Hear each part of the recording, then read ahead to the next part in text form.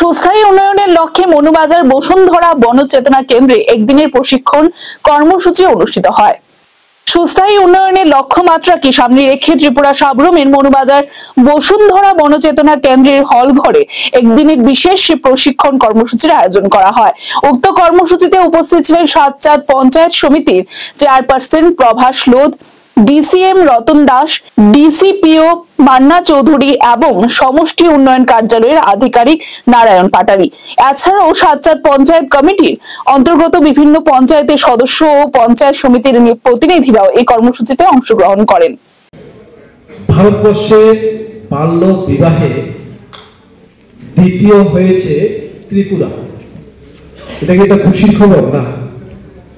নিশ্চয়ই খুশির না খবরটা। আর তার মধ্যে বাল্যবিবাহে প্রথম হয়েছি আমরা দক্ষিণ জেলা। ত্রিপুরার যে 8টি জেলা আছে, জেলাতে আমরা প্রথম আছি। আপনারা হয়তো অনেকে আমাকে চেনেন, ডিসিএম স্যারকেও চেনেন। আমরা দেখবেন প্রায় মাসের মধ্যে 15 দিন আমাদের গ্রামে যেতে হয়।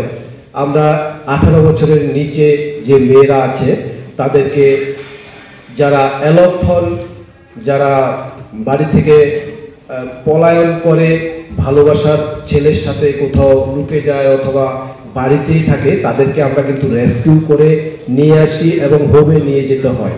এটার মধ্যে কিন্তু দিন রাত্র তফাৎ ছিল। একদিক দিয়ে যদি আমরা চিন্তা করি, আপনি স্বাধীন মুক্ত চিন্তাধারা করার একটা সুযোগ পেয়েছেন, যেটা পিতৃকুলে আপনার পক্ষে সম্ভব ছিল না। কারণ আপনি কতগুলি সামাজিক রেস্ট্রিকশনের মধ্যে বড় হয়েছেন।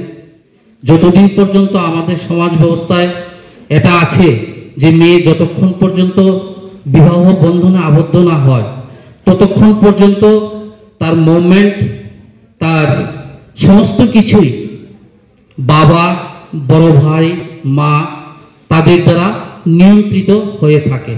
সেটা কিন্তু আমাদের সমাজ ব্যবস্থা, সেটা আপনাদেরকে অস্বীকার করার কোনো কারণ নেই।